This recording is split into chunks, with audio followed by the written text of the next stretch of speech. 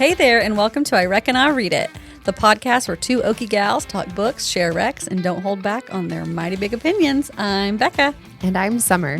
We're so glad you're here. Go ahead and grab some sweet tea, get cozy, and get ready for some good old-fashioned book talk. We've got a whole heap of books to talk about, and we reckon you're going to want to stick around.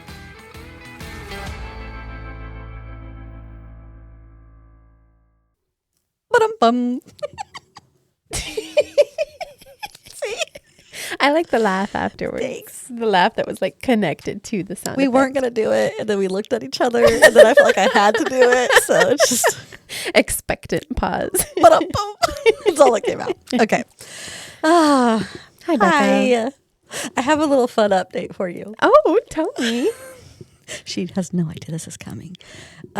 So last episode, remember how you asked me what books had made me cry? Oh, yes. And we've done a lot of bookish therapy. We have. About what has made me cry. Even off mic, we continue to talk about it. Yes. And we were laughing the other day because you guys have heard in the podcast that Brimstone was the book that made me cry.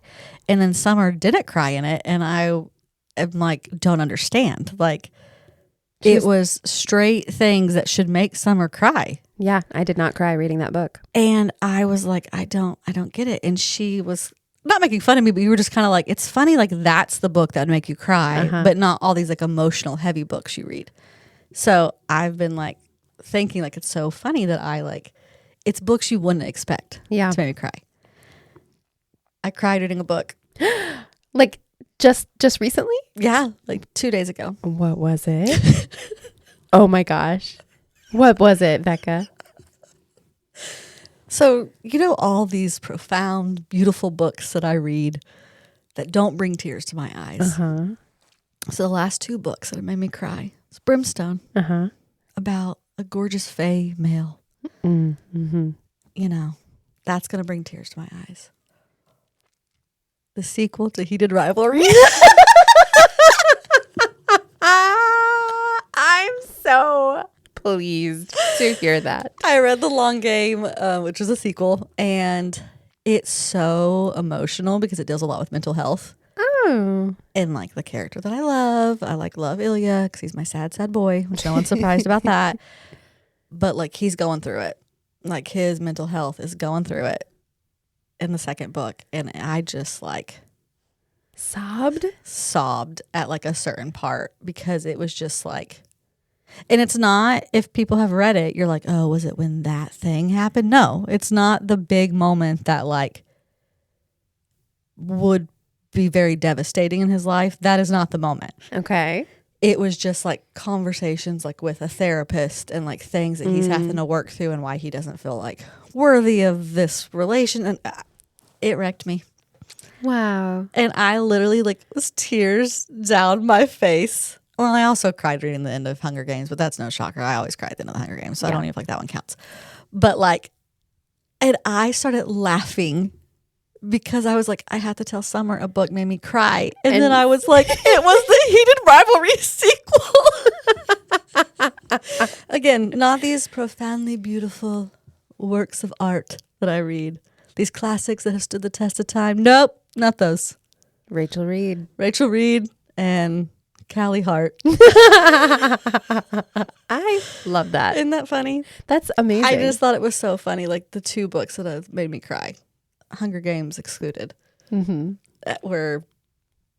Which, to be fair, I also reread all 3 Hunger Games books. They're so good. And I saw you a couple minutes after I finished the audiobook. Walked into my house and I was like, she's been crying. And I wasn't even concerned because I figured it was a book. Yeah, this is becoming a regular thing now that I finish an audiobook in my car and then come into your home wrecked. Yeah. Yeah, so we both have cried at the end of Mockingjay recently. Yeah, she came in crying and I was like, oh, was it this line? Was it this line? I was like quoting the book to her. Yeah. It was, Masterpiece. I didn't think I would cry rereading it because we had just talked about it and had like that like, emotional conversation about it. But it's just so. Oh, it's so good. It's so good. It's so masterfully crafted. I just couldn't help it. Like I didn't like sob like I normally do, but definitely like tears like running down. See, it caught me off guard. So there's something that happens not at the end, but like, you know, almost towards the end that in the past wrecked me. This time that isn't what got me, but the end. Oh, yeah. even just the last line of that book. It's also good. Yeah. But So man, good. I appreciate this. Will you continue to update me when you cry at books? I will. Well, I was going to text you that like, hey, I cried. You gotta, because I'm keeping track for you this year because I want to know how many books made me cry. Because I am convinced that maybe it's more and I just don't remember. Mm-hmm. So I'm trying to keep track. But I felt like I had to tell you that one on Save live. it for the pod. I knew that we were recording and I thought that you would think it was so funny that it was the sequel to Heated Rivalry. That just made my day. That was amazing. Yeah. Thank you So- for that gift you just Okay. gave me. I'm glad you enjoyed that. Okay. So I have a spur of the moment question for you Okay. after all that. Okay. I feel like I might know what author you're going to say, but we're going to go with it anyways. What book made you trust an author so much that you will now follow them into emotional danger without reading the blurb? Oh. You don't even have to read the blurb. You would just like go full, like they can destroy me. They can do whatever. I'm in because the author, I trust them so much. Oh, this is interesting because it's kind of like, you know, the concept of an auto-buy author, but different because of emotional devastation. I mean, I think you also know who I'm going to say. I think I know who you're going to say. Who would you guess? Boulley. Yes, 100%. Yeah. Angeline Boulley. Yeah. Don't give me a blurb. I'm going to read it. I'm going to be emotionally devastated and I'm That's going who to love I thought. it. I also thought, because another one that I think we both would, probably not maybe extreme emotional damage, but I think we'd both do that with Emily Henry as well. That was number 2. Yeah, it was between those two I thought you might say. Yeah. Who but would yeah. you say? Henry would be up there, even though like, I mean, I love Emily Henry. I wouldn't say she's like one of my favorite authors, but it's like, I just trust her as a writer that I'm like, I'm going to love everything she does. But there's also going to be like enough depth to them that I'm like, oh, it's going to touch me, you know? Maybe Rebecca Ross. Oh, yeah. I think I would follow her anywhere. That makes sense. I think I would go anywhere she takes me without even reading it. Because I have her new one and I have not read it yet. And I have purposely also not read the blurb of it. But I mean, I'm sure it's going to be a hit for you. yeah. I just haven't had time to like, because I want to read it like hard copy too. Like I want to like be in it. And I just haven't had time to do that. So I might have to get over myself and just listen to it. Yeah. But anyways. That's a good question. Probably, I figured you would say Angeline Boulley, but I think she's the author that most consistently, each book I read, I'm so, I guess Frederick Bachman. Okay. Also. I didn't put that in the list, but yeah, that checks out. Yeah. I was thinking, you know, which books consistently do I like feel very moved by? That's another one. Aside from the emotional devastation piece, do you have authors that are just like auto-buy authors for you that, you know, they come out with a new book every year and you're going to read it every time? I mean, probably Hazelwood would do that for me, even though it's like, again, like I kind of know what to expect, but like they just are fun. And like I would probably pick up any book she wrote. Even like when they get kind of different and weird, I'm like, I don't care. Hazelwood, I'm in. She would probably be one. Rachel Gilling, I'd probably buy anything that she would put out. I have bought anything that she's put out. Who else? Oh, probably Sarah J. Maas. Oh, well, yes. It's just a given. That's a given. I mean, I'm like on the wait list at all times, just wishing and hoping and praying that she'll release something. I feel like I have several. Yeah, it's like I probably could keep going, but I think those might be like the big names. Yeah. I think Henry would probably be the one that it's like a new book's coming out. Like I'm going to go to the store the day it comes out and buy it. She's probably even more that than like Hazelwood. Like I'm going to read the Hazelwood, but it's like I don't have to get it the day it comes out. And Emily Henry, I'm like, I want it. Like I have to have it because it comes out right now. Yeah. Like I want it. See, I have one and she just released a book and I don't have it yet. And I'm like itchy. Who is it? So I don't know that we've talked about it on the pod before, but I love Simone St. James books. Okay. They're like mystery thrillers, like a little bit ghosty. I know, like I know the name and all that, but I've never read. She just released a book called A Box of Darkness, which And you're that's going why I to have stay not away read. from. Right. Yeah. Because I've heard it's like genuinely scary. That is why I have not read her. Like I know the name though. Yeah. She kind of has a You would classic enjoy, name. there are some that you would enjoy, like Sundown Motel is one of my favorite books that I've read in recent years. Oh, you would also do the lady who wrote your like hacienda books and Isabel Cañas. Yes. Yeah. You- Sylvia Moreno Garcia. all of those. I feel like you pick up all of hers all of theirs automatically. So Yeah. I feel like there's a lot that could be on that list, but the emotional devastation takes it up to another level. Yeah. So fun. Yeah. Fun to think about. anyways, so that's my question. All right, Summer, you ready? Yep. Let's do it. Okay, it's time for one of our favorite parts of the show, our weekly reading roundup. This is where we each share what we just finished, what we're currently reading, and what's up next on the old TBR. All right, Summer, what have you recently finished? Okay, so this one's a little bit different. This is an essay collection that I read this month. It's called Here for It, or How to Save Your Soul in America. Essays. All by the same person? Yes, all by the author R. Eric Thomas, like letter R. Okay. R. Eric Thomas. This was published back in 2020, and I think it was a Read with Jenna book club pick. Listen, I don't follow a lot of like the celebrity book club picks like you do, but the Read with Jenna one just makes me mad because it's on my wedding people book. Yeah. And it just like annoys me. Sorry, Jenna. I don't even know you. I don't even know you, but it makes me mad. You're putting stickers on my books. And every time I see Read with Jenna, I'm like, ugh, she defiled my book. I actually like a lot of her picks. I feel like I do have a vibe of what type of book she likes. And often those books are usually like hits for me. Yeah. But I knew nothing about this, but I have seen this cover everywhere ever since it came out. Yeah, it's like a hand reaching out and there's confetti all over it. Also, what a little hand model. I know. Also, listen to this little blurb on the front. Laugh out loud funny. R. Eric Thomas is one of my favorite writers. You know who said that? Lin-Manuel Miranda. Well, insert the little running emoji. Running to pick up a copy. Yes. Let me read you the setup for it. Are you ready? I'm ready. Okay. From the creator of Els, Eric reads the news, a poignant and hilarious memoir and essays about growing up seeing the world differently, finding his joy in every awkward, extraordinary stumble along the way. R. Eric Thomas didn't know he was different until the world told him so. Everywhere he went, whether it was his rich, mostly white suburban high school, his conservative black church, or his Ivy League college in a big city, he found himself on the outside looking in. In essays by turns hysterical and heartfelt, Eric redefines what it means to be an other through the lens of his own life experience. He explores the two worlds of his childhood, the barren urban landscape where his parents' house was an anomalous bright spot, and the verdant school they sent him to in white suburbia. He writes about struggling to reconcile his Christian identity with his sexuality, about the exhaustion of code switching in college, accidentally getting famous on the internet for the wrong reason, and the surreal experience of covering the 2016 election, as well as the seismic change that came thereafter. Ultimately, Eric seeks the answer to the ever more relevant question, is the future worth it? Why do we even bother when everything seems to be getting worse?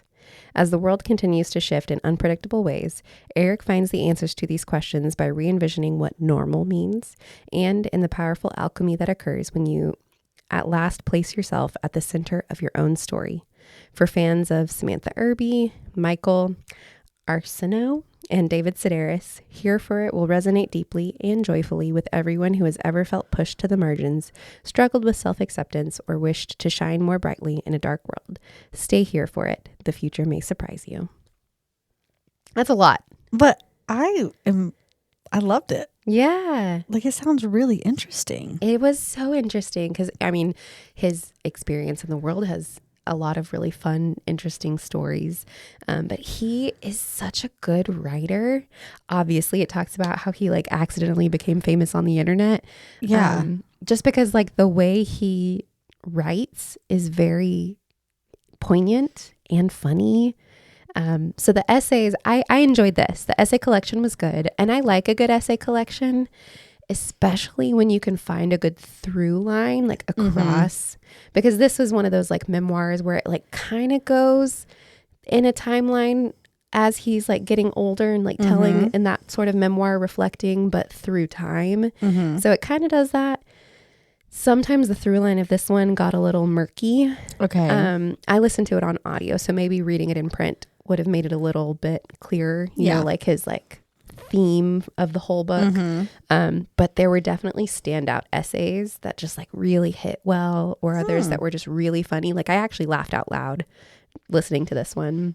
Okay. And yeah, he just has some fun experiences of the ways because he like worked on his newspaper in college, and he like wrote something that he thought was a satire and published it, and then it was taken as not a satire, and he became like viral for the wrong reason, and like local newspapers were calling him, and like people were angry at him. Oh no, that kind of stuff. And then yeah, he ended up turning it into a bit of a career and like writing for different online publications, and he's just really funny.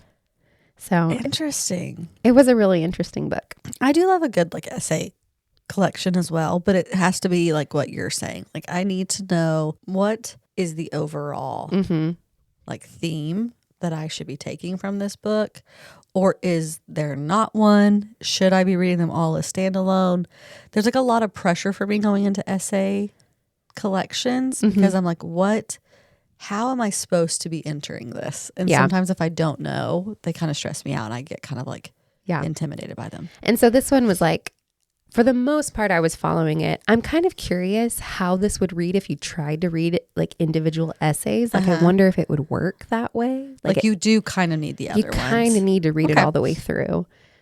But at times I was like, wait, was this in the last essay? Like I prefer for there to be some type of connecting element to them, or where you do need the other ones. I prefer that unless they're written by different people.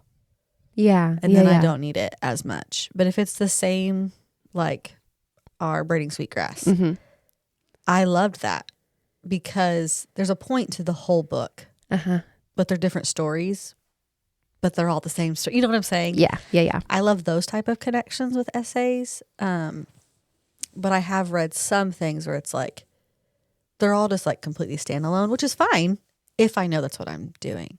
So, but it's intriguing. Like, I'm really interested in that. Yeah, it was good. I would recommend. Don't really know the name. Like, it kind of surprises me if he has been like this like viral person. It kind of surprises me. Like, maybe in the context at that point, like I would have been culturally aware of who this person was, but like it's not stuck with me. Yeah, no, not a name that I was familiar with. I really just like the cover stuck out to me. Yeah, and I knew it had been like a book club pick, so I was like, oh, why not? I can go for a funny essay collection, and it delivered on that. Good. Yeah. Well, and you get to mark like a fun essay collection instead of prose. Yeah. At the end of the year. Yeah. Something a little bit different. Yeah. Well, good one. What That's about fun. you? What have you recently finished? Okay. So I have been on a really wild ride with my books. We were talking about this before. We both have done a lot of rereading this year. So we have both read quite a few books, but we didn't really want to talk about them because it's like The Hunger Games. I finished the Twilight series this year, which later. We're not talking about it on this podcast. Not that kind of conversation, but that will come.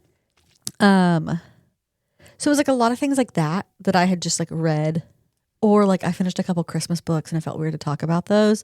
So everyone will know the person that I'm about to talk about, but it is a really short novella. So okay, which is funny that I'm about to say this because before we started recording, we were talking about this author, Allie Hazelwood. Yes, Two Can Play.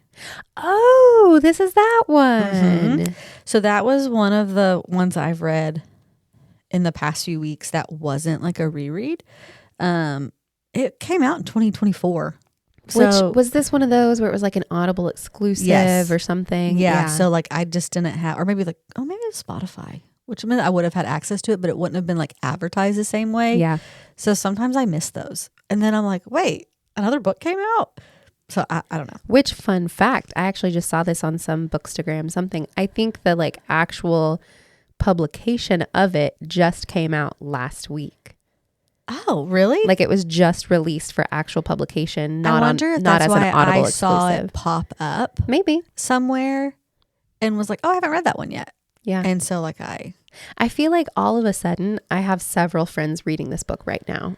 I bet you, I think I read it on Hoopla maybe. So I wonder if Hoopla just got it. Maybe. And it was like, because I think it was one that was like being advertised at the bottom, because another one of hers, is it called like Mated? It's like a new one that she just Another one. released Yeah. as well. That's also on Hoopla, and I had not heard about it either. It's newer, so like I've heard about it, but like I saw both of them on Hoopla, and I was like, oh, how have I not read these Ali Hazelwood books? So, Well, tell me about it. Tell me about this so one. this is a novella. Like the audio was literally only like 4 hours, so super quick. If anybody wants to get a little short read in.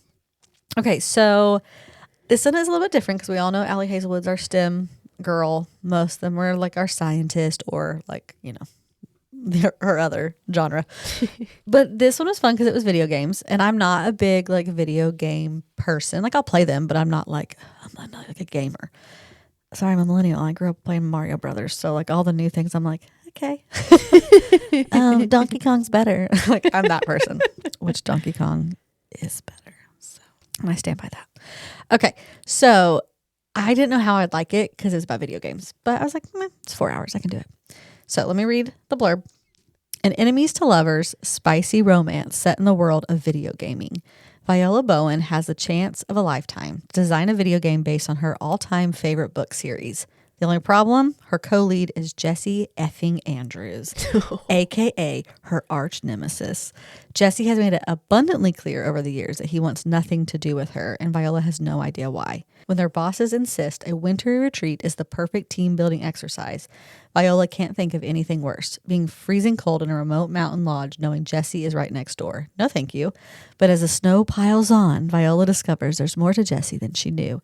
And heat builds in more ways than one. Oh, Snowden enemies to lovers. Enemies to lovers. Okay, so these are a few things I'll say about it. Obviously, it's Hazelwood, so it is steamy. I don't think it's as steamy as some of her books, though. Okay, because I mean it's a novella. It's a novella, so there's only like a handful of scenes, like maybe 2 or 3, if that. Okay, like so there's just like not a lot, so it didn't feel as like, woo, this one's really steamy.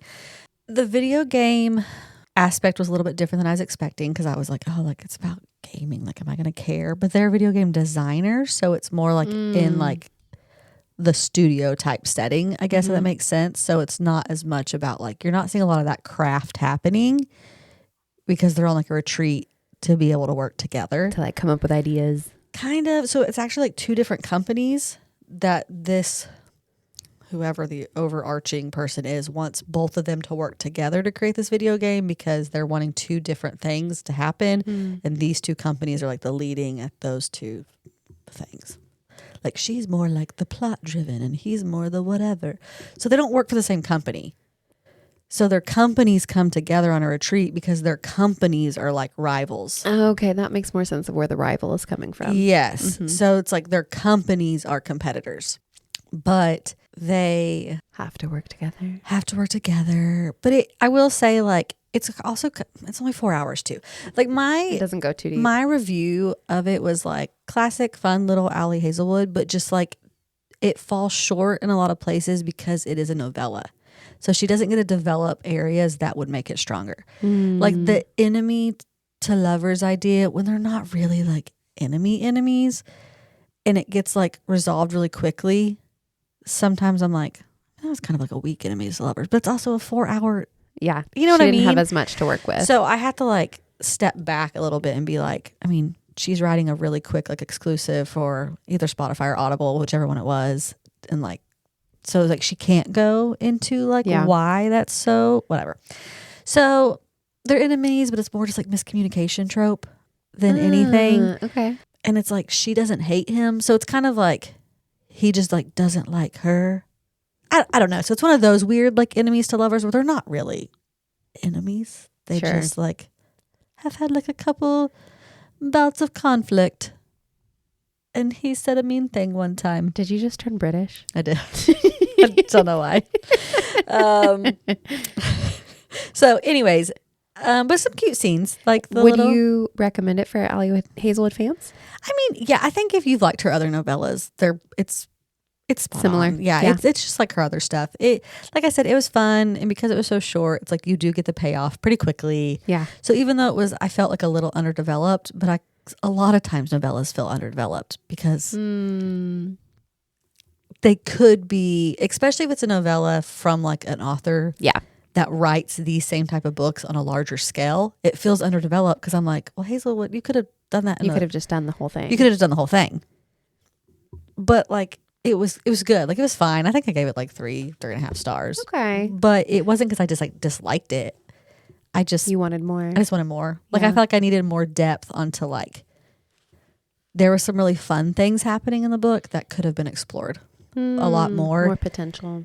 And then how it ends, because it's a novella, it's just like, it's over. It's over. And I was like, oh, but like, so the whole book is like at this winter retreat.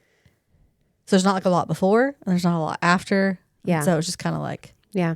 It ends like in the parking lot after. And I was like, okay. You know, so, but I liked it. It was fun. I think Hazelwood fans would like it. Quick read, but definitely spicy. But I wouldn't say her spiciest. Yeah.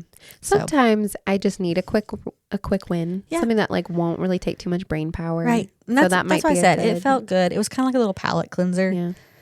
Especially like if you're reading like other books that are taking way more of your brain space and you just need like something to like, I just need a quick like Hallmark movie real quick in book form.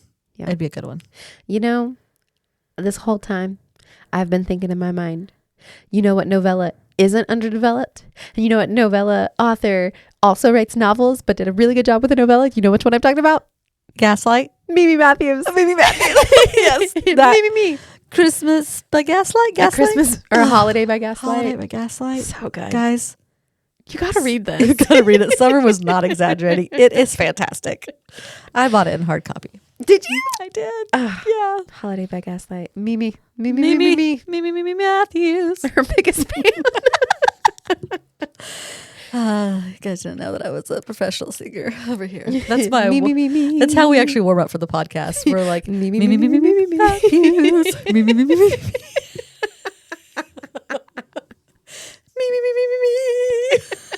Matthews. Anyways. Well, I reckon I'll read this. I think you should. Like I said, especially if you listen at like even 1.5, 2 speed. I listened to the thing in like 2 hours. Yeah. So it was fun. Which I forgot to ask you. Do you reckon you'd read Here for It? I do, actually. I think there's a couple of the things on the blurb that were really intriguing to me. Like, it's kind of one of those essay collections. Like, who knows if I'd be into all of it, but I would read it. But I would read it for a couple of the things that got pointed out. Like, I was really intrigued by the political, like the 2016 election coverage type things it was talking about. I was like, interesting. That's why I'm like, how do I not know this name?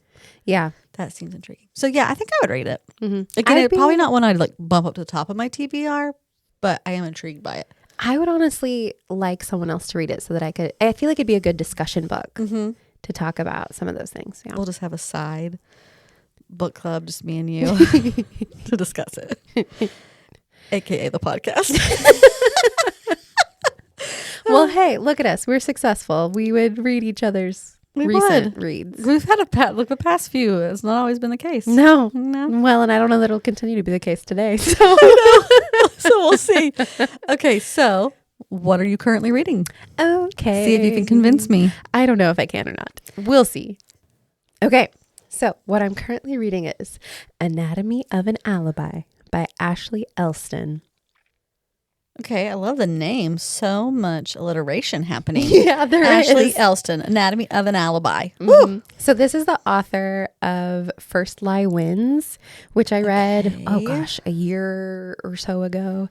And it was like a really big buzzy book of the year. I'll show you the cover. You might have seen it. And I loved that book. Oh, yeah. I've seen that cover. I really liked it. It was good. I've not seen the one you're currently reading's cover, I don't think. It just came out. Oh, okay, it just released a couple weeks ago.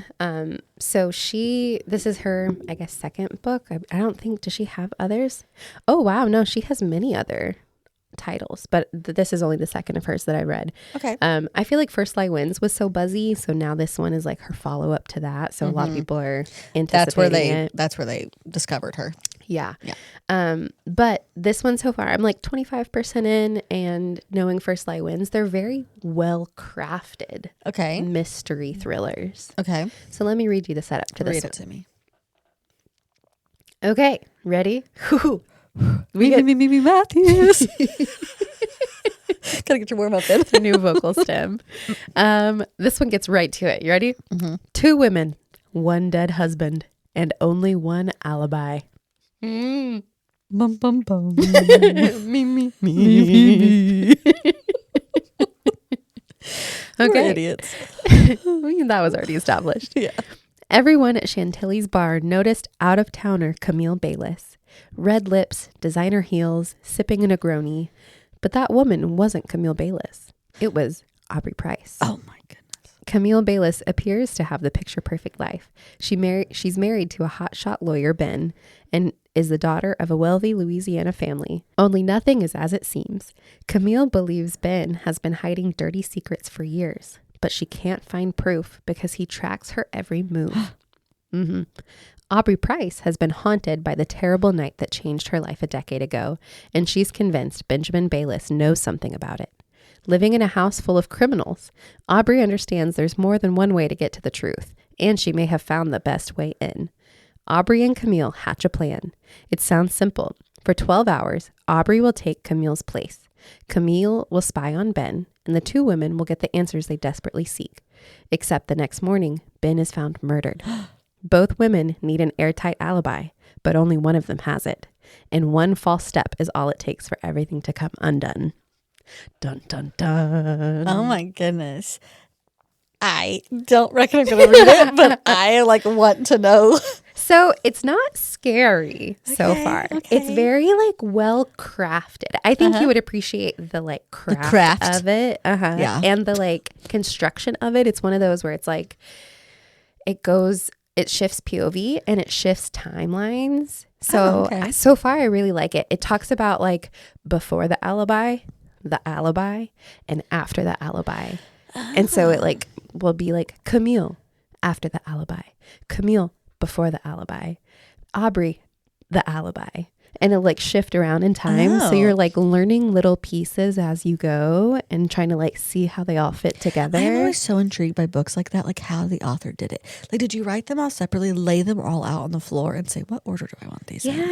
Yeah, because they all do it differently. I want to know the art, the craft behind like that. I said, the craft of the it. craft of So it. I'm really excited because First Lie Wins was one that it was pretty good. And then 3/4 of the way through is when the twist kind of started happening and you got to see how it was set up the whole time. And you're oh, I see what they did there.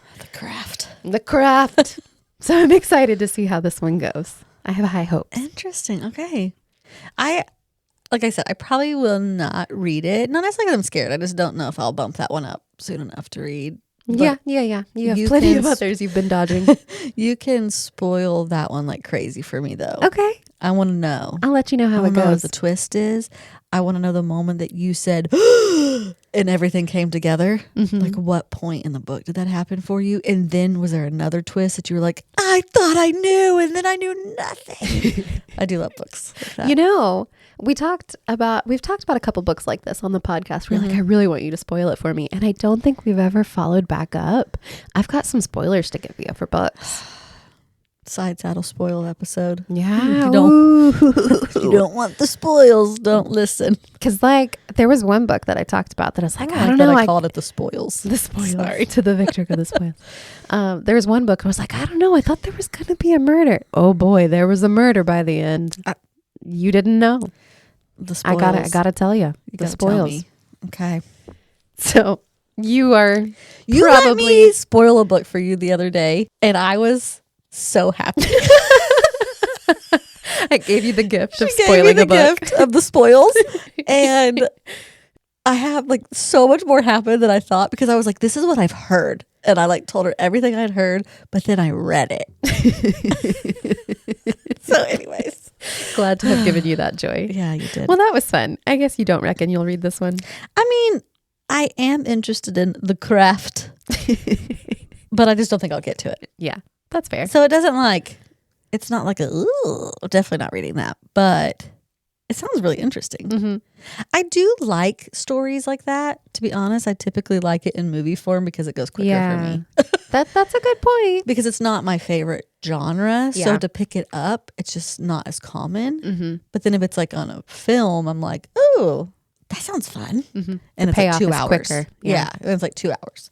So, Okay. What are you currently reading? okay, guys, last episode, I said I was making a bold statement that in January I was going to read Wuthering Heights. And guess what? I'm currently reading Wuthering Heights.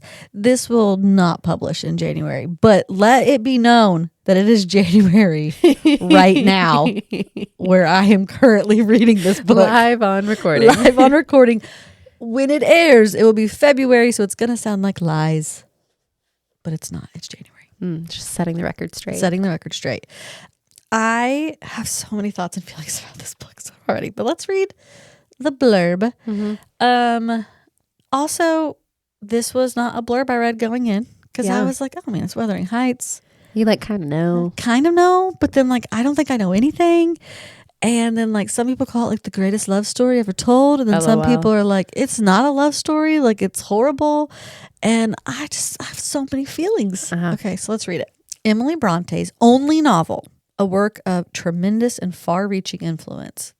Lockwood, the new tenant of Thrushcross Grange, situated on the bleak Yorkshire moors, is forced to seek shelter one night at Wuthering Heights. Okay, I've already got thoughts about that. The home of his landlord. There he discovers the history of the tempestuous events that took place years before, of the intense relationship between the gypsy foundling Heathcliff and Catherine Earnshaw, and how Catherine, forced to choose between passionate, tortured Heathcliff and gentle, well-bred Edgar Linton, surrendered to the expectations of her class. As Heathcliff's bitterness and vengeance at his betrayal is visited upon the next generation, their innocent heirs must struggle to escape the legacy of the past. Whoa. That sounds much more like dun dun dun. That's what I'm saying. Like I don't think I knew that there was like a whole other generation. Nope. I didn't know that. Also, I feel like I'm about to say something that, like, if you've never read it, is going to sound like a spoiler, but it happens in, like, chapter 1. So, like, I don't feel like it's a huge... Maybe it is. So, I'm sorry. If you don't want to know anything about this, just skip ahead. She's dead. Yeah, I knew that. I did not know that. Yeah. Because any of the adaptations you see, she's obviously alive. Because the whole story is, like, told in, like, reflection. I did not know that. Yeah. So I listened to like the beginning of this the other day, and I didn't. Were you confused on like who this narrator was? Yes, I didn't know who the narrator was. I didn't know where we were starting. I was like, and why? Yeah, that's okay. So it starts with this guy, Lockwood. Here we go. Very close. And it says he like had to stop. No, he visits Wuthering Heights and literally. Heathcliff is like, what are you doing here? He's like, well, I wanted to meet my landlord. And he's like, I don't want you here. And he's like, okay, I'll come back tomorrow. And he comes back tomorrow and like, it's like, oh, it's storming. I'm going to stay. And Heathcliff's like, I don't want you to stay. And then he has like a traumatic night. And it's like, everyone's like, oh, and Heathcliff, I'm like, you did this no, yourself, this buddy. was kind of on him, first of all. So I'm probably not going to come to Heathcliff's defense a lot, but like in this one area. So it's been intriguing because it does open with this character that I'm like, who the heck is this person? Like, I've never heard this person's name in connection to the story. So yeah, he's like the new tenant of Thrushcross Grange, which is like kind of like the manor house, and Wuthering Heights would be like the smaller, like big contrast to like that beautiful house. Oh. Heathcliff owns both of them at this point, and it's like, well, why does he live at Wuthering Heights? And he's like letting the other one. Yes. So see, that was surprising to me too. I was like, oh, he's a landowner, and he this and he that. But he's also through, okay, so then you get this perspective. This is what's confusing to me. So like it goes on a few chapters, and then at chapter like 3, it's my page turning. ASMR. Chapter 4, maybe, we have a narrator shift.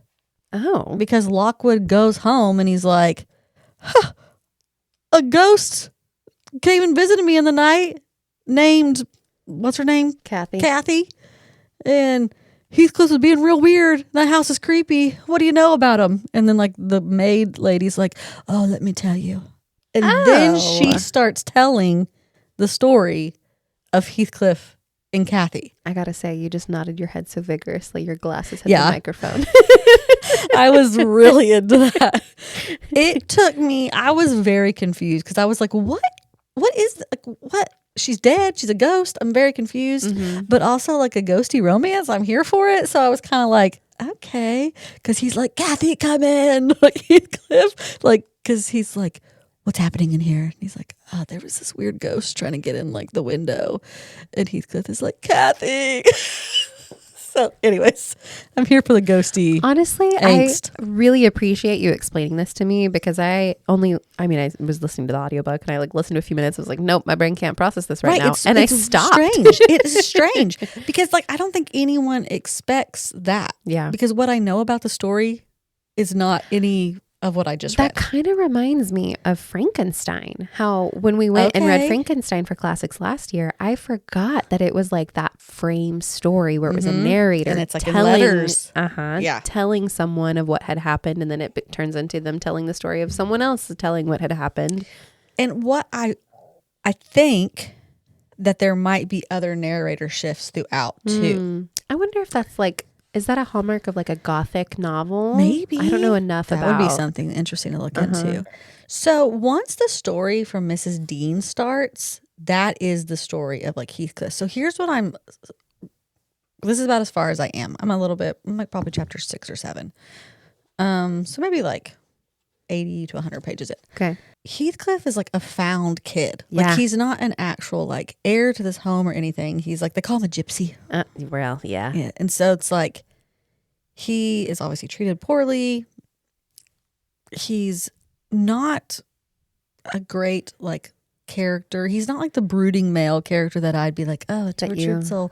But I don't know. This ghosty angst. I might be here for it. Cathy. Like I might. So, but I'm going to end it and be like, greatest romance of all time. Give me another Cathy. Cathy. Let me see if I can find the real line, what he says to her. But he's obviously not super lovable. Yeah. But like she is also terrible. Which that is what I've heard, that they're like awful people. She is way worse than he is. Now, granted, I think because it is like this. Did you draw a ghost in the margins of your book?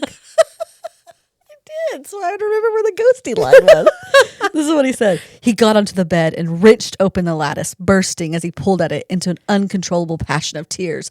Come in, he sobbed. Cathy, do come. Oh, do once more. Oh, my heart, darling. Hear me this time. Catherine at last. Wow. Cathy. So I paraphrased a little bit. But and you annotated it with a little and ghost. I did a little ghost. Yeah, we'll talk about my annotations here in just a second. I'm gonna speed up. I'm sorry. Okay. But she's terrible. Like, I don't like her at all. Like, he is still at least, like, tragic to me, where I'm like, okay, like, I understand why he is going to be the way he is. She's just the worst. And she treats everyone terrible, including him. And, like, the other love interest guy, she's terrible to him. But, like, that's the one that she's, like, going to, I think, be with or whatever. I don't really know. But then, obviously, they have a weird, like... Okay, so let's really talk about the elephant in the room. The movie. How do you feel about the leads? There's a lot of debate. I know there's so much like capital D discourse, but the fact that Jacob Elordi was cast as Heathcliff. I think he's fantastic. Oh, I think he's a great actor.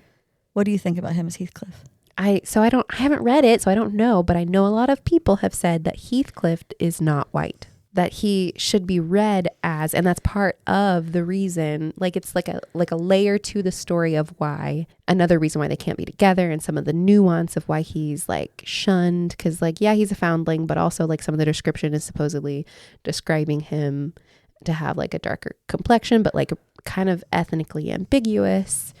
I mean, okay. So that's a lot of what I'm at the beginning of the childhood part. He's definitely described as like dirty a lot, but it's like by physical, like mud, like not as like you're dirty because of the color of your skin. Like he's like legitimately like, and after she like she goes to the other house for a while, like he refuses to bathe. So he is like legitimately like dirty. Which I know that is a description that they I would have give not in the past picked- as like looking dirty for having darker skin. Right. And so like I have not read that Mm-hmm. because it like explicitly is like he's not bathing. And even she is like, why are you like you covered in like mud and dirt? Like take a bath kind Yeah. of thing. So that's not what you were expecting me to say. no, I didn't know that piece. But again, like I didn't really know much background to it. So that is interesting. So I will pay attention as I'm reading. Yeah. I have not picked up really on a skin tone for him at all, to be honest, just because of the Brontes and the time period or whatever. Like Sure. I probably just assumed he was white. Yeah. Now, to be called a gypsy though, gives me maybe a little bit more of like, I could see there being some like mixture of culture. Yeah. happen- Okay. that. Like I said, I haven't read it, so No, it's like her dad is who finds him, and it's like he's just starving. That's all. It's like I found this kid on the street who's starving and no one claimed him. Like that's, but again, it might go into it more. So as I'm reading, I'll pay attention. yeah. Well, tell me why you think Jacob Elordi is a good cast. Because this dude's gonna go psycho. And if you have watched these previews, there is no way that in this book did Emily Bronte write Heathcliff licking a wall to get to her. But like that is in the preview of the movie of him like desiring her so much. He literally licks a wall. Have you seen this preview? I've seen parts of it. And it's like, he's like, and I'm like, I'm here for it. Like, I think he is going to play this like deranged, obsessed, because they have been strangely, oddly in character too. Like they've got like matching rings yeah. I've seen that. like she bought him. And it's like a skeleton. And it's kind of like, it has like inscriptions from the book on it.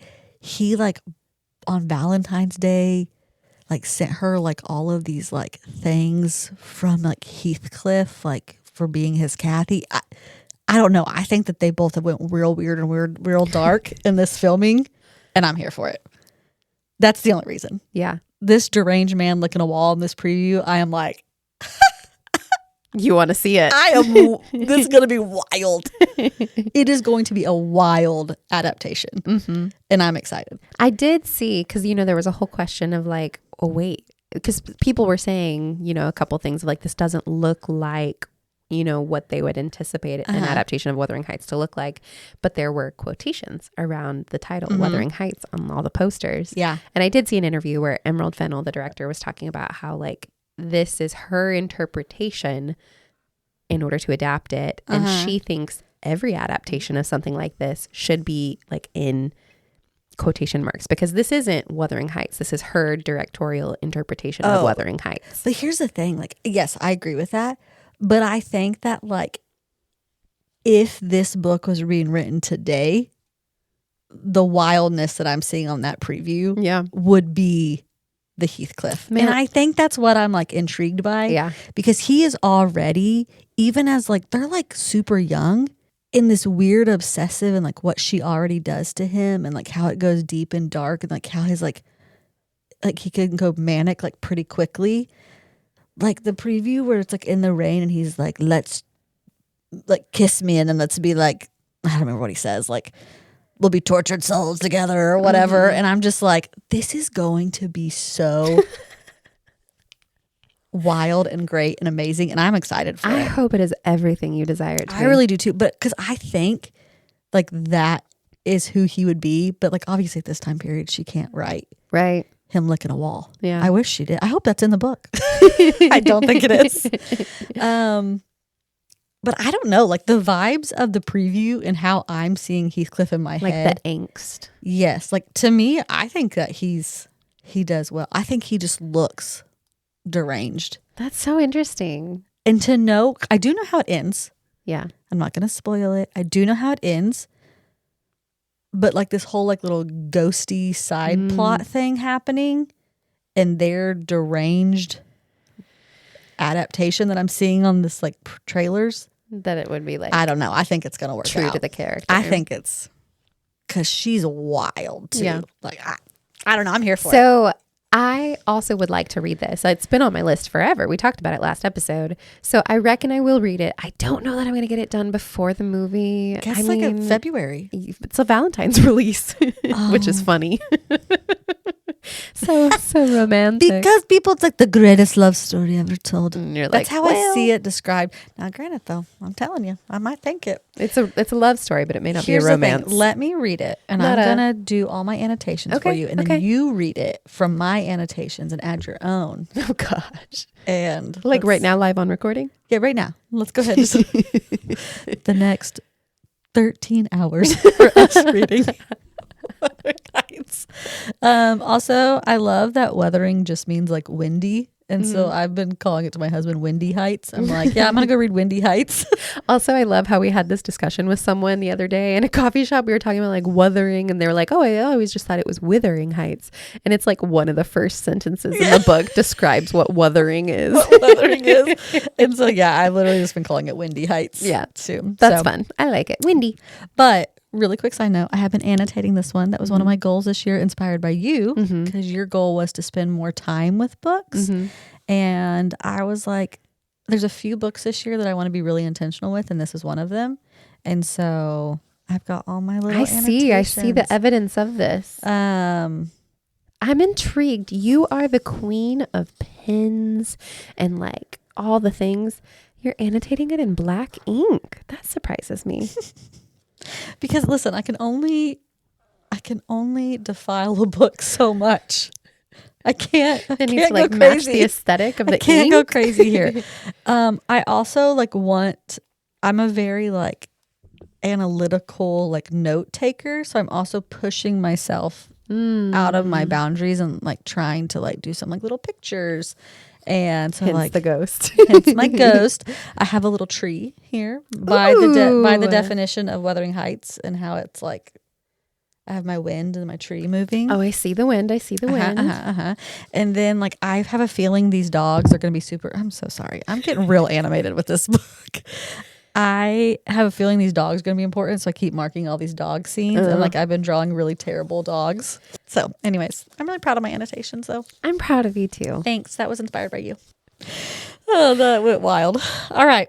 What's up next? Okay, so what's up next for me is also kind of a wild book. Okay. I have a feeling. I don't really know. I read a blurb. This is my monthly book of the month pick. Okay. And I decided to go out of my comfort zone a little bit and just pick a book. So this is Lost Lambs by Madeline Cash. It's very interesting little like childlike drawing on the cover. I don't know if it's like, oh, cute, like a little child cover, or if I am terrified for my life looking at that cover. Well, let me read the blurb. Is this little girl with these hand drawn? Sorry, everyone who's not from Oklahoma just heard me say crown, and they were like, "What?" Crayon. The words are written in a crayon. Sorry, I'm from rural Oklahoma. I say crowns. I think I'm scared. Okay. I don't think you need to be scared. Okay, it looks terrifying. Okay, well let me read this blurb, and I started to read this earlier today, and I was like, oh, I don't remember reading that when I picked this, so we might go on a ride here. Okay, the Flynn family is coming undone. Cathy, come in, Cathy. Catherine and Bud's open marriage has reached its breaking point as their daughters spiral into their own chaotic orbits. Abigail, the eldest, is dating a man in his 20s, nicknamed War Crime Wes. Louise... Not what you expected? No, just wait. Louise, the middle child, maintains a secret correspondence with an online terrorist. The brilliant youngest, Harper, is being sent to... Herbert? Harper. Oh. He said Herbert. I was like, these are okay. Is being sent to wilderness reform camp due to her insistence that someone or something is monitoring the town's citizens. Casting a shadow across their lives and their small coastal town is Paul Alabaster, a billionaire shipping magnate. Rumors of corruption circulate, but no one dares dig too deep. No one except Herbert, whose obsession with a mysterious shipping container exposes a criminal conspiracy that unwittingly endangers her family, a crisis that may just bring them closer together. Irreverent and addictive, pinging between the voices of the Flynns and the characters around them, Madeline Cash's Lost Lambs is a debut novel of quick-witted observation and surprising tenderness. In it, Cash has crafted a family saga for the 21st century, all held together with crazy glue. I don't know what to think about it. Let me see this book. What does this cover have anything to do with that? Guess you have to read it to find out. It is written like a little child. I mean, how old is Herbert? Well, I mean, it's getting sent to wilderness camp. It's not like 4. Like this little girl on the cover looks like she's 4. I don't know. Whose obsession with a mysterious... I mean, it can't be like a little child who has an obsession with a mysterious shipping container who's exposing criminal conspiracy. I mean that unwittingly is endangering her family. The whole thing seems kind of wild. So who knows? Like, I just like... Okay, I have thoughts. Like, it says that this is... Irreverent. Family saga for the 21st century. What family? Listen, I know some wild things happen in families, and my family has some wild things happening in it. This is just like a bazaar. Yeah. I don't know what to expect. It sounds like it's going to be funny, but it sounds like it's going to be a wild ride. And I didn't remember.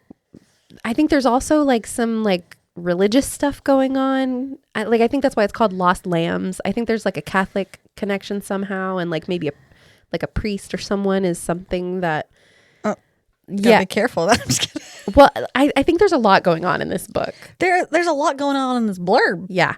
This is like 10 different books. Yeah, so I'm very curious. I think it's going to stretch me out of my comfort zone a little bit. Dating a man in his 20s nicknamed War Crime Wes. Uh-huh. I'm just confused. The blurb is one thing. I'm trying, you know how I am with my covers. Your cover. You're very worried about the cover. I'm very worried about this cover. So I need you to read it and tell me why this cover is called Lost Lambs, written in crayon, with a little girl. And looks like it should be on like one of those little sunscreen. Anime looking. Yeah, but like also looks like the little girl who like. Oh, the Coppertone baby? The Coppertone baby. With like a fly chasing after her, and she looks really scared of this fly. Are you intrigued enough? Do you reckon you'll read it? I need more. I'm not bought. Like it sounds too strange to me. Mm-hmm. I need more. Okay. So I need you to get into it and tell me if it works. Okay, I will. I will let you know. If it works, I could be very into it. Mm-hmm. If it doesn't work, like, is it just bizarre to be bizarre? Then I'm going to be like, why? Well, it's a debut. So like. I know, that's also scary. I know. Oh. There's artwork in it. Oh, let me see. It's like a pencil drawing. Uh-huh. I have more questions after having read that and flipped through. Don't read. This is about the author. Wait, is that the last page? No, this is a note about the author. Is that the last page of the book? Did we just spoil the book? I hope so. Yeah, that was. Don't read the last line. I'm not going to read it to you. Okay. I'm not giving you the spoils. I'm giving myself the spoils. Oh. Interesting. Is it a spoiler? Do we need to cut it? No. Cut it out. I don't even know who the person was. Okay. I do like the first line of the book. Okay. I'm going to read it now. Oh, dedication? Oh, I didn't read the dedication. Pre. What does it say? It made the children laugh and play to see a lamb at school. Okay. Hold on. That sounds very nursery rhymish. Uh-huh. First line. See again. Title, Lost Lambs. First line is, the gnat situation in the church was getting out of hand. So then it's like, is the little girl in the front, is it a gnat? Because that is it's a huge gnat. It's lots of questions. I have so many questions. So, okay, what about you? I mean, I'm here for it. I need to know more though. Yeah, okay. I just feel like I still know nothing. And sometimes in a book, I'm like, ooh, I love that I don't know nothing. It's not giving me that. Okay. So it's like. You're just confused. I'm confused. This is how I was with the Christmas Kringle book. To your defense, it was a confusing book. So I get it. What's up next for you? Okay. I am bringing something that I've never brought before and that we have never had on the podcast yet. A graphic novel. Ooh, fun. So one of my goals, if it's called a goal, this year was to read more forms, not just prose. I read a little bit of literature, a little bit of poetry is what I meant, a little bit of nonfiction, but I'm really not that diverse in my reading. I also am usually not a big graphic novel person. I was never really into comic books. It just wasn't really like my thing. I bought this for my children, but it is way too old for my children currently, I think. But the children love the books. The children love the books. Caaathy! Me. We're just collecting all kinds of things tonight. Oh. Okay, it's called The Mythmakers. Did you see who it was about? No, but that sounds familiar to me. Okay. The Remarkable Fellowship of C.S. Lewis and J.R.R. Tolkien. Oh, maybe that's why it sounds familiar. It is a graphic novel about their lives and then their like how they meet and come together and then like the creation of their stories. That's cute. So, it's a pretty book too. Yes. Okay, you want me to read it? Yeah. Okay. The rich worlds of C.S. Lewis, The Chronicles of Narnia, and J.R.R. Tolkien's The Hobbit and The Lord of the Rings have enchanted readers both young and old for generations. But before they created these literary landmarks, Lewis and Tolkien were simply two friends who shared a love of stories. The Mythmakers chronicles their lives from their horrific tour in the trenches of World War I, their first meeting at Oxford in 1929, and the literary discussions of the Inklings, to World War II, the publications of their works, and their legacies. Their personal stories are so intertwined that neither can be easily told without the other.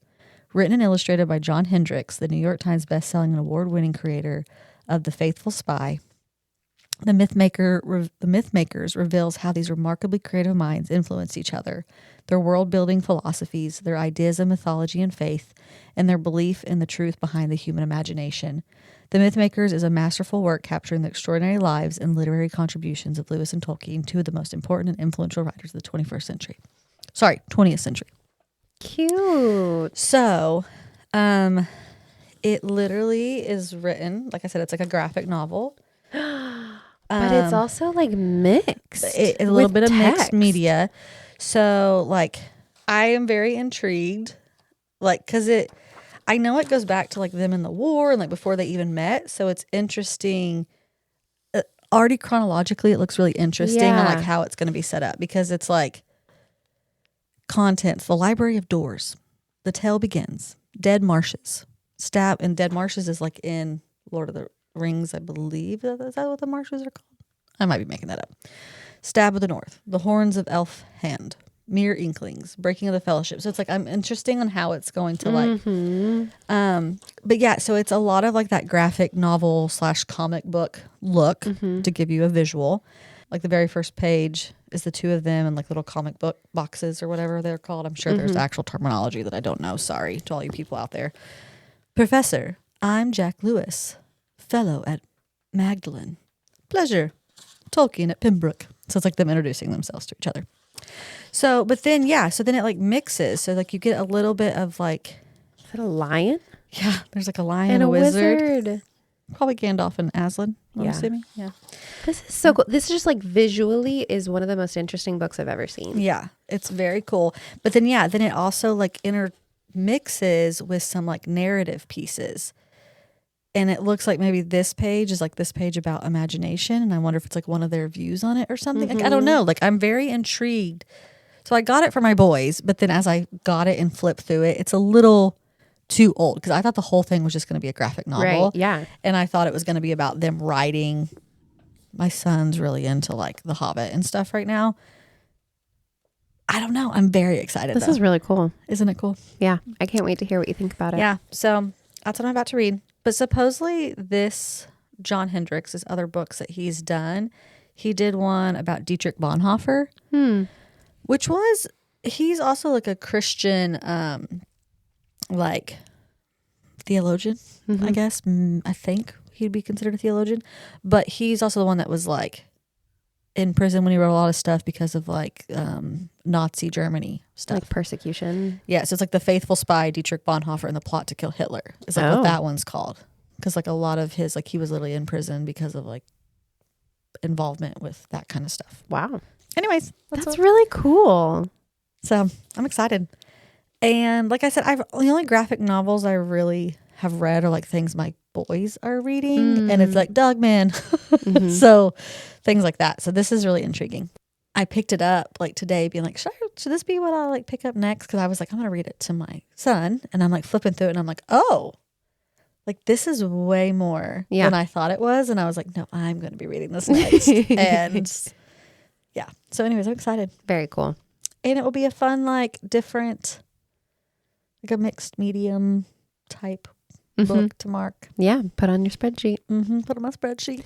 Well, let me know what you think of it. Because I reckon I might pick it up too. Yeah. You can borrow it. Oh, great. We can't annotate. There's already too much happening in it. Yeah. We don't need any more scribbles on the pages. Hey, those were fun books. Yeah. I'm excited about that. That was good. It was a little bit different today. It was. We went all over the place. So we have made a couple like mentions of our previous challenge. So we're about to go into our spotlight segment and we are going to do a new challenge today. Reading challenge. Because we have officially wrapped the last challenge. I have finished Twilight. I have finished Lord of the Rings. I have watched all the Twilight movies. We have one more movie for you. Yeah, but we still have the last Lord of the Rings movie to watch. I will say though, I am reading Midnight Sun right now. Ooh. Which is a little bonus. But as far as our challenge went, yeah, I'm done. And we survived. We did. And I think it was a good experience all around. It was. We had so much fun with it. Now, obviously, we have thoughts and we have very big feelings about both of those books and things like that. But we are going to probably put that over on a side saddle episode, which is one of the new things we're starting in 2026. So that will be coming soon. Keep an eye out. So keep an eye out so we don't have to I don't want to say waste time, but we're not. That is something those two could talk about for days. But now that we're done with that, we're going to go on to our next little friend bookish challenge for each other. So bum, bum, bum, bum. Because apparently we don't learn, it is time for us to start a new reading challenge. Our next reading challenge is childhood favorites. Me Matthews. Oh, okay. So we both brought a book from our childhood that is one of those books that was core in making us readers.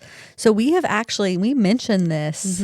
I mean, I don't remember. It was a long the middle of a random discussion where we both just brought up a book that we had liked in childhood, and we kind of made the joke oh, that should be our next challenge. And then we were like, no, but really, we actually should. Because what's funny is over Christmas, I was in North Carolina for Christmas, and I was at a thrift store because no surprise, on my vacations I find thrift stores, and I found my childhood book. I found a copy of it. Well, I already owned one, but I found another copy of it and I bought it for summer. And so you already have. It's perfect timing. It's an omen that we need to do this. Oh, good or bad, we could see. So that's what we're going to do. We are going to both present our childhood favorite and see what we think. Yeah, these are the stories that we loved when we were kids. Do they hold up? Will they wreck us in new ways? Were we really the target audience then? Are we now? That's kind of what I'm intrigued about. I want to know why I picked it up at that point and as an adult. Was that book meant for me? Was that book what was it about that book that pulled me in as a kid? So I'm really excited to kind of explore some of that. I know that my book was very emotional for me growing up. I don't know if yours was emotional in some ways. That. Okay. In some ways. So I'm just intrigued to see how does it hold up as an adult? Because sometimes I read books that I thought were really good. Well, sure. And then I'm like, oh, that wasn't that great. So anyways, so that's kind of what I'm looking forward to. How do they hold up? I also just hope I'm flooded with this nostalgia of the past, and I don't know. I'm so excited. So if you would like to read along with us, the two books you could do the ones we're reading, but also it'd be the perfect time for you to pick up one of your childhood favorites. I mean, if you're a dedicated listener to the pod, you already know what books we're talking about. But should we announce which ones they are? I know that my sister knows because when I mentioned this book in the episode that we talked about it, she texted me and she was like, oh, I loved that book growing up. And she was like, this is my favorite quote from it. And she like sent me a quote from the childhood just like book. off the top of her head. Yeah. Wow. So it must have been core for both of us. Okay. Well, I am challenging Beccah to read The Westing Game by Ellen Raskin. Okay. You're going to read. Do you want to read sure, the blurb let for me us? read the setup for it. Yeah. I feel like I need to know. So The Westing Game. What was the author's name one more time? Sorry. Ellen Raskin. Ellen Raskin. Mm-hmm. Okay. This was, let me see, first edition published in 1978. Oh, wow. It's older than I thought. Uh-huh. Here's the blurb. As Samuel G. Westing's 16 heirs gather for the reading of his will, they are elated to find that one of them stands to inherit a cool $200 million. In order to collect it, all he or she has to do is expose Mr. Westing's murderer, who also happens to be one of the heirs. As they are paired up and furnished with a set of clues, each scrambles to unravel the murder mystery. In a contest where nothing is as it seems, someone could wind up very rich or very dead. Ellen Raskin's imaginative use of subterfuge, illusion, and word games will fascinate anyone who loves a clever challenge. Talks about Jeff Woodman's smooth narration guides listeners. Let's see. Through a maze of bombings, thefts, and strange clues as they play along with the characters. Readers are guaranteed a good time as they attempt to solve the mystery before the characters do. So, oh, wow, the audiobook unabridged production is 6 hours and 30 minutes. So it's not a very long book. It's only 182 pages. Oh. Yeah. Interesting. The Westing Game. That is like the most young summer book I've ever heard in my life, though. Like, that is something you would read today. And you would be like, oh, I'm so intrigued. Not surprised that young Summer was into that book. An inheritance game. Yeah. Yeah. I love that. Does that sound fun though? So what is the character age? Like, I'm assuming if it's YA that they're young. So not necessarily. And I don't know that it's even necessarily written for children. So they're you just read it young. Yes. Okay. Okay. And there's a child character in it. There's teenage young adults, there's older adults, because like they're all trying to solve this mystery to inherit this big estate. So there's like an array of ages. Okay. And it kind of like goes through each person as they're trying to solve the clues. I'm here for it. Uh-huh. I'm excited. I think it's going to be fun. Mine is a very different story. But also I think you're going to be very into it with your current interest. So my childhood book that I can't even tell you how many times I read this book is called Walk 2 Moons by Sharon Creech. All right, so let me read you the blurb. How about a story? Spin us a yarn. Instantly, Phoebe Winterbottom came to mind. I could tell you an extensively strange story, I warned. Oh, good, Graham said. Delicious. And that is how I happened to tell them about Phoebe, her disappearing mother, and the lunatic. As Sal entertains her grandparents with Phoebe's outrageous story, her own story begins to unfold. The story of a 13-year-old girl whose only wish is to be reunited with her missing mother. In her own award-winning style, Sharon Creech intricately weaves together two tales, one funny, one bittersweet, to create a heartwarming, compelling, and utterly moving story of love, loss, and the complexity of human emotion. And obviously it is like a Native American story and author, and like the artwork of the book is like that very classic like imagery. I don't know. I just think you're really going to enjoy it. Yeah, it sounds very up my alley. It does. Like, again, it sounds like, here's like someone's review. It's not like talking. It kind of gives like a little bit of a, this is what it's about. And this kind of sets it up like maybe a little bit better. Walk 2 Moons chronicles a road trip across 2,000 miles from Kentucky to Idaho, undertaken by a teenage girl, Sal, and her grandparents. As they embark on their week-long journey, her grandmother initiates a storytelling tradition by asking her to tell a story. So, anyways, I'm so excited. Here's what's crazy to me about this book such core like feelings and memories around this book, but I don't remember very much of the plot because I read it so young and read it over and over and over again that it's like I remember key scenes, but I don't remember like why it was so impactful for me. So, by the way, in our challenge, like I'm going to be rereading my book as well. Yeah, too. we're both going to read both books. So I'm excited to kind of relive some of that. Yeah. I feel like growing up in Oklahoma, there was probably a reason that like this book, like I don't know if maybe it would have been schooled. Like I don't remember how I would have been introduced to it. But it doesn't surprise me that it would have been something like growing up in the community I did, which was like Cherokee capital in Oklahoma area, and going to like a lot of the different like cultural heritage events that I went to. I'm sure that's how I got introduced to this somehow, but I'm very excited to see like when was it written? Yeah. Let's see. And this was like an award-winning novel, right? Mm-hmm. And I think mine was too. Like I think it's won awards. So I'm just so excited. I am too. I do think the Westing game was one of the first times. Oh, this one, the Newbery medal. Wow. Sorry, 1996. Didn't mean to cut you off. Okay, so it is also Yeah. an older book.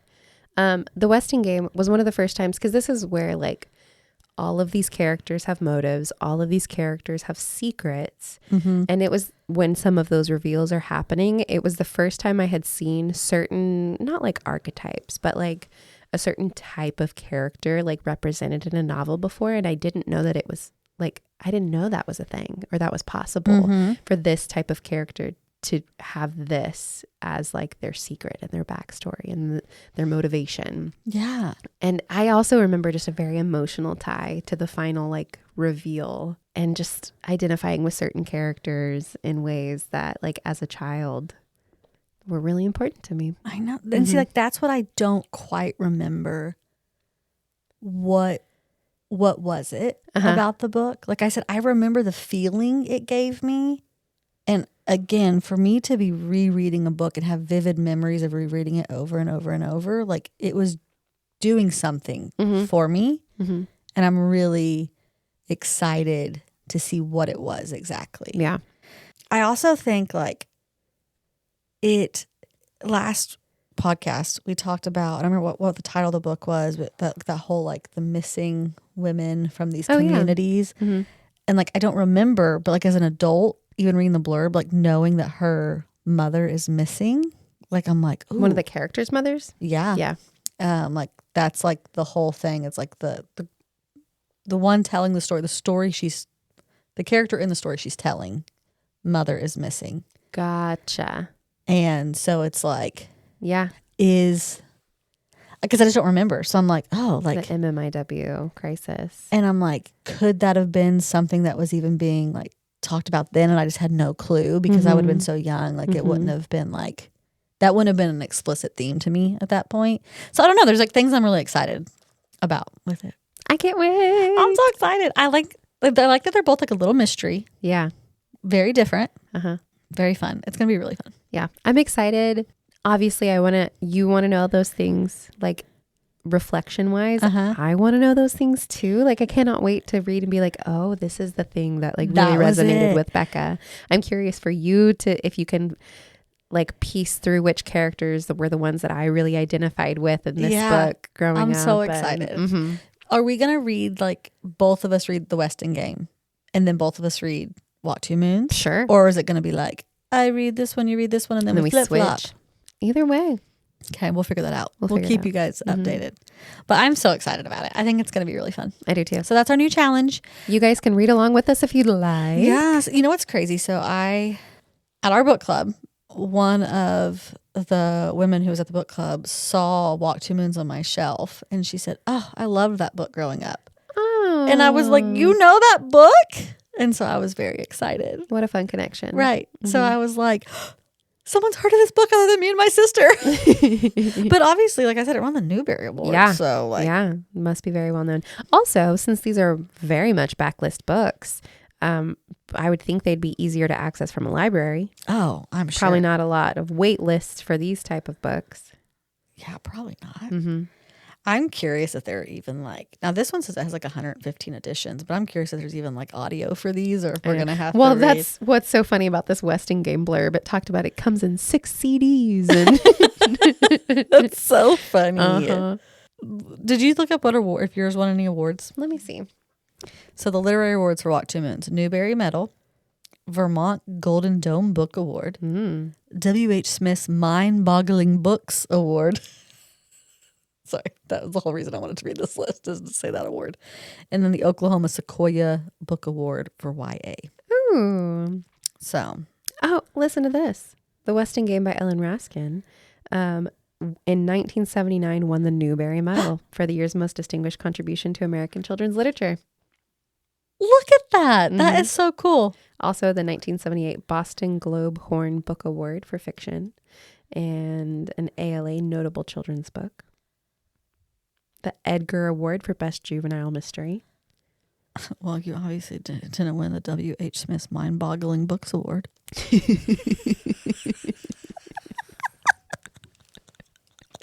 That is a good one. That's a good one. And like, you know, like that's, who cares about the Newbery Award? The Mind-Boggling Books Award. Why is that so funny to me? We got a lot of accent work tonight. Oh, we did. Mind-boggling. Mind-boggling books. me, Matthews. What was it? Cathy. Cathy. Come in, Cathy. I really like your Heathcliff.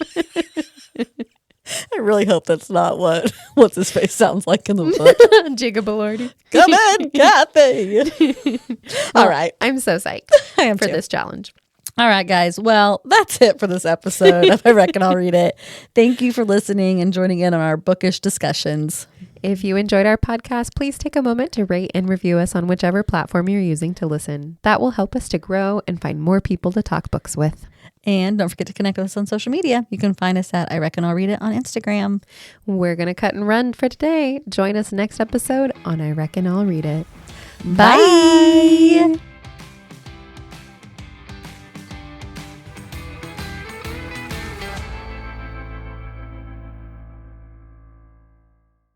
Okay. I know.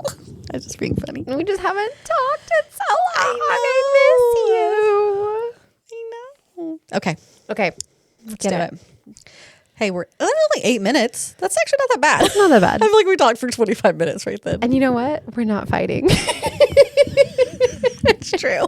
We needed a little absence to make our hearts grow fonder. We did. Instead of just the milk just almost ruined it for us last time. Our friendship is almost over. Okay, you ready?